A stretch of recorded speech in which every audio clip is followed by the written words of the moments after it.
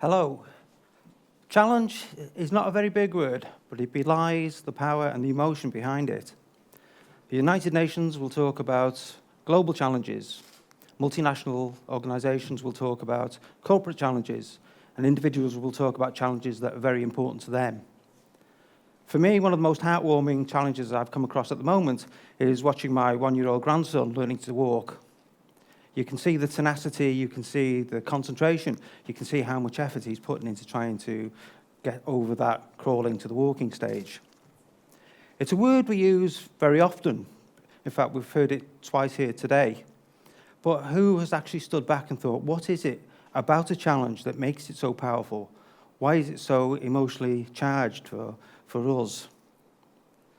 It's something we pick up, as I say, from a very early age, which will follow us all the way through our lives. And I was really interested to find out what it is that makes a challenge. I'm always driven by challenges. I wanted to see what it was for me that makes the challenge different from a routine task or a job, just something that is not above the ordinary. So I did a PhD in it, as you do.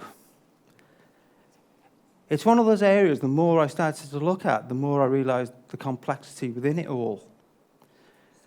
From the research I carried out, I took a very complex process of talking to people to find out what it was that challenge meant to them and what they understood from a challenge and what the component parts of a challenge were or was for them.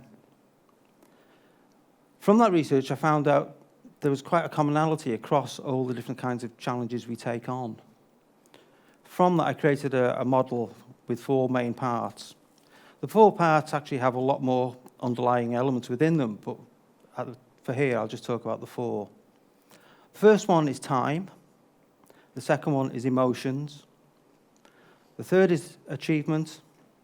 And the fourth is motivation. And from the research I found, the 4 elements need to be part of that elements that you're taking on to be considered a challenge and not just a task or a role. So if we look at the first one, time, from the people I spoke to, time was a big, important part of the challenge. Not just the obvious way you think it may be the beginning, the middle, or the end of a challenge, but also the different challenges that faced them throughout their lifespan, or the different challenges that would come across their path as they moved through their working role or their student role or just their private life. So I focused on 3 areas in particular, on business, on education, and in sport. And I was quite surprised to find out, although there are these numerous amounts of challenges that we face on a daily basis, the underpinning way we look at the processes to try and deal with these challenges is quite similar. So the time one was the first one that I looked at, which had this really strong element of where do I fit within this?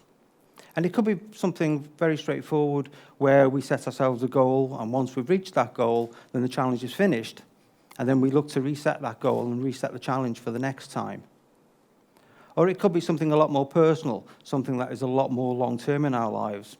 It may be challenges that we're setting ourselves for the next 20, 30, 40 years. Each of these elements was very much intertwined. I couldn't split them apart. So although they are separate for sorts of research purposes, they all very much tie into how we look at the challenge. One of the other big elements within the whole focus was that of emotions. And a lot of the people I spoke to talked about the passion and how much they enjoyed taking on a challenge. I think a lot of that is that if we do look at challenges, it's about pushing our abilities. It's about pushing our boundaries. It's about learning something new, or maybe honing the skills that we already have.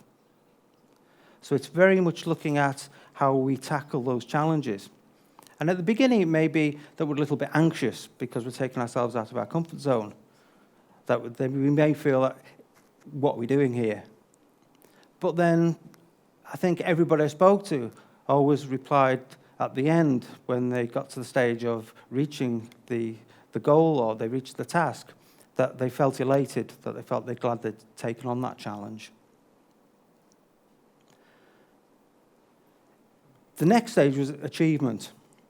And for me, this is one of the key elements within the model. It's about how do we set ourselves those goals to achieve that challenge, to achieve what we're aiming for. And this can be quite difficult because I've just mentioned about pushing ourselves outside our comfort zone, but it's also important not to push yourself beyond your comfort zone. It's recognizing how far that you can go to reach that goal, but also then recognizing when you need help, when you need support, when you need to find some extra information that will help you. And that could be on a research basis, it could be on a data basis, or it could be just some personal support, a friend who's there to help you, to encourage you, to get you to where you want to be.